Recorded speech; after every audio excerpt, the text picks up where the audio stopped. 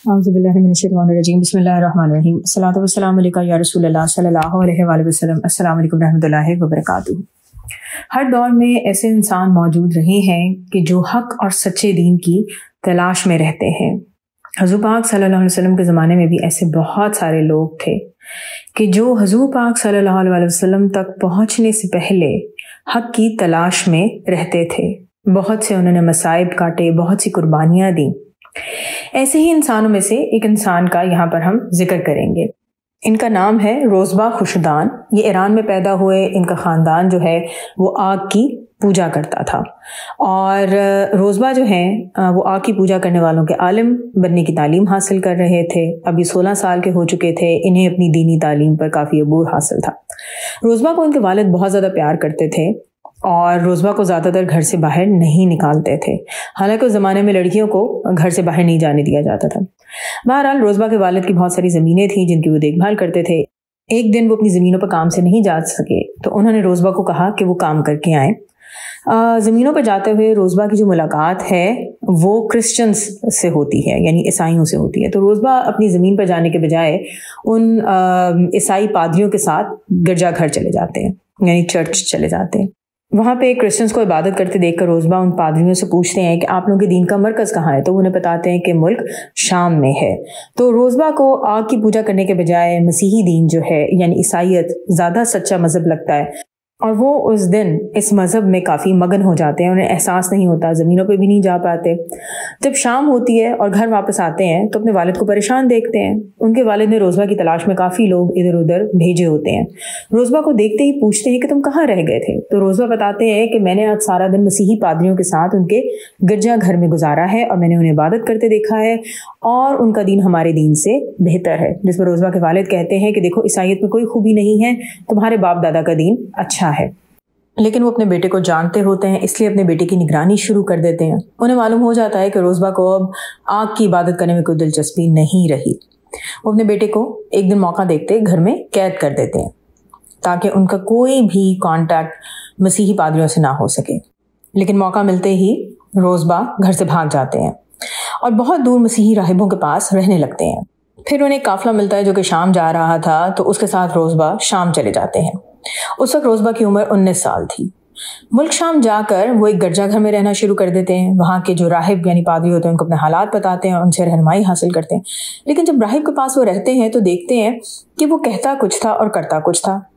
लोग जो है राहिब को मस्कीनों के लिए जो कुछ देके जाते थे वो उसे तकसीम करने के बजाय अपने लिए रख लेता था। यहाँ तक कि राहिब के पास 7 मटके जमा हो गए थे जिनमें सोना और चांदी था। राहिब के मरने के बाद लोग उसको दफन करने आए तो रोज़बा ने उन्हें पादरी के लालच के बारे में बताया। लोगों ने जब सबूत मांगा तो रोज़बा ने उन्हें सोने और चांदी से भरे मटके दिखाए। लोगों को बहुत अफसोस हुआ।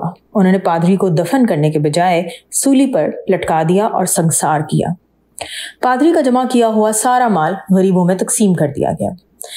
उस पादरी की जगह एक नया पादरी मुकर्रर हुआ जो कि आला इखलाक का हामिल था। वो बहुत मोहब्बत से इबादत करता था। रोज़बा बहुत खुशी से उस पादरी की खिदमत करते रहे। जब उस पादरी का आखिरी वक्त आया तो रोज़बा ने उससे कहा कि मुझे जैसी मोहब्बत आपसे है किसी और से नहीं, मुझे बताइए कि आपके बाद मैं किससे रहनुमाई हासिल करूं। तो पादरी ने कहा कि मेरे बाद तुम इराक के शहर मोसुल में पादरी के पास चले जाना। अब मुल्क शाम के पादरी के मरने के बाद रोज़बा मगरिब की जानिब कम से कम 545 किलोमीटर का फासला तय करके मोसुल चले आते हैं। वहाँ भी उन्हें एक अमल करने वाला इबादत गुजार पादरी मिल जाता है। वो पादरी रोज़बा को खाने पीने में सिरका, जैतून का तेल और गंदम इस्तेमाल करने को कहता है। रोज़बा ऐसे ही करते हैं। इसके साथ वो पादरी रोज़बा को नेक अमाल करने का भी बताता है। रोज़बा मौसल में काफ़ी अरसा रहते हैं, उस पादरी की खिदमत करते हैं। जब उस पादरी का आखिरी वक्त आता है तो रोज़बा उसके पास बैठे रो रहे होते हैं। पादरी रोने की वजह पूछता है तो वो रोज़बा उसको कहते हैं कि आपने मुझसे बहुत अच्छा सलूक किया, मुझे तालीम दी, मैं दीन हक की तलाश में हूँ, मुझे समझ नहीं आ रही कि आपके बाद मैं क्या करूँ। उस पादरी ने अपने मरने से पहले रोज़बा को मशवरा दिया कि वो नसीबैन के इलाके में चले जाएं। अच्छा, नसीबैन वही जगह है जहाँ के रहने वाले जन्नात ताइफ के सफ़र से वापसी पे रसूल पाक सल्लल्लाहु अलैहि वसल्लम के पास रुके थे और ईमान लेकर आए थे। नसीबैन में भी मौजूद पादरी की खिदमत की। जब वो पादरी फौत होने लगा तो उसने रोज़बा को कहा कि मेरे बाद तुम अमूरिया चले जाना। अमूरिया में भी मौजूद पादरी की खिदमत में रोज़बा मशगूल रहे اور اتنے سالوں میں روزبہ کو انجیل پر کافی عبور حاصل ہو چکا تھا. اب وہ ایک مسیحی عالم بن چکے تھے. جب اموریہ کے پادری کی بھی آخری سانسیں تھیں تو روزبہ نے ان سے کہا کہ آپ کے بعد میں کس کی رہنمائی حاصل کروں؟ تو اس پادری نے کہا خدا کی قسم میری نظر میں ایسا کوئی آدمی نہیں جس کے پاس جانے کا تمہیں حکم دوں. البتہ اس نبی کے دنیا میں آنے کا وقت قریب ہے جو ابراہیم علیہ السلام کے دین کو زندہ کرے گا. وہ نبی ہجرت کر کے نخلستان یعنی باغ میں جا کر بسے گا. یہ نخلستان 2 جلے ہوئے کالے پہاڑوں کے درمیان ہے. اگر تم پہنچ سکتے ہو تو وہاں پہنچ جاؤ.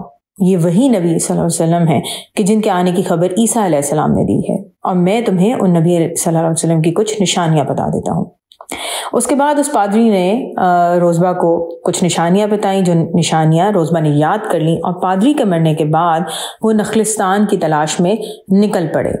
وہ ہر آنے جانے والے سے عرب میں ظاہر ہونے والے نبی کے بارے میں پوچھتے تھے. انشاءاللہ ان کی باقی کی کہانی نیکسٹ ویڈیو میں. الصلاۃ والسلام علیکہ یا رسول اللہ صلی اللہ علیہ وآلہ وسلم. السلام علیکم ورحمۃ اللہ وبرکاتہ.